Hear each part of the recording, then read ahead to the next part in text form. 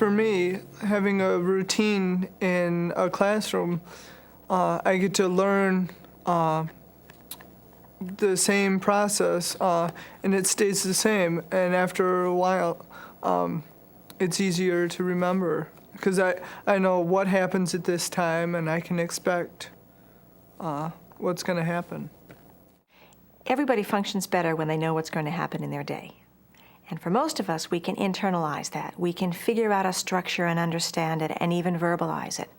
Children with FAS often have a very hard time, and they need that structure, but they can't do it for themselves.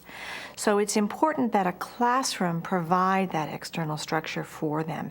It becomes almost like the guidepost for them. And then they don't have to worry about that when they come in every day. They know what happens first, second, and third, and they can focus on the learning. Here are several techniques to help you provide structure and run a predictable class on a daily basis. Label the children's place at the table and put their name on their chair, their locker, and their cubbies. Clearly identify where material is kept and where homework is turned in. Post a simple schedule for work and play activities. Use both words and pictures. Instead of cramming the schedule onto an overstimulating busy bulletin board, post it in a separate place so the children can easily see it. List chores in the sequence they occur. I start my morning message, good morning kindergartners. We go into what day it is, and then we talk about what we're going to do that day. If it's Monday, we're going to PE and we're going to music. If it's Tuesday, we're going to computers. If it's Wednesday, we're going to library.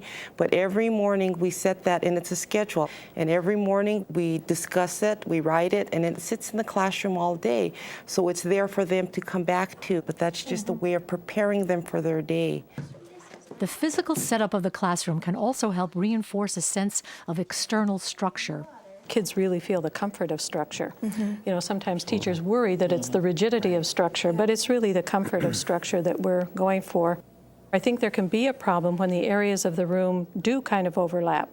And what happens is you have, for example, a beanbag chair that's, that a child can sit on during this particular activity, but suddenly when you have circle time, the child who has FAS can't figure out, now why is it I sat on this a minute ago, but you know, now suddenly I'm not supposed to sit on it. The chair hasn't moved.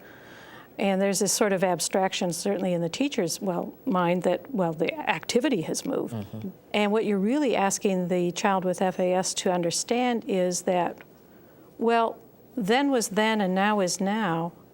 And those really, you know, your behavior has to change just because the time has changed. Well, that's very abstract. Scotch tape is a great way for defining areas. You know, when you mentioned, when you mention a circle, having to say, I want you to get into a circle.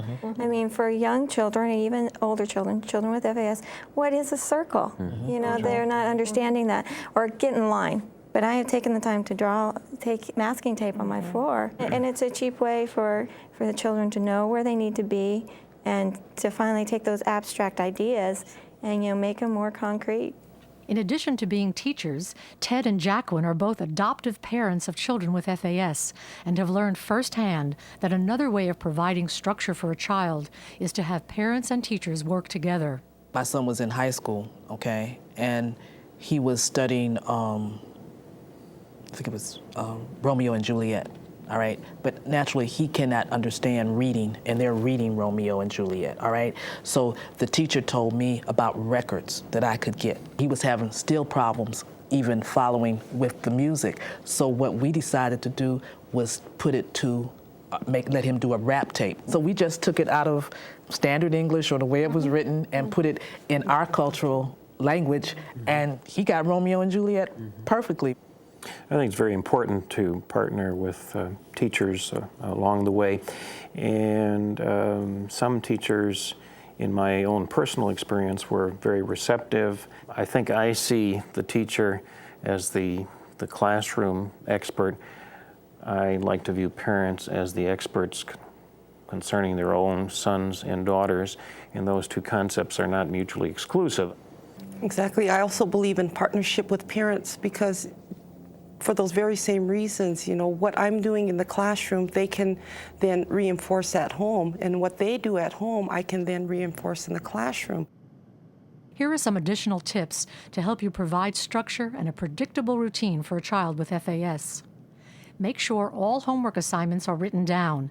It not only helps the child remember what to do, but also lets the family know what you're discussing in class.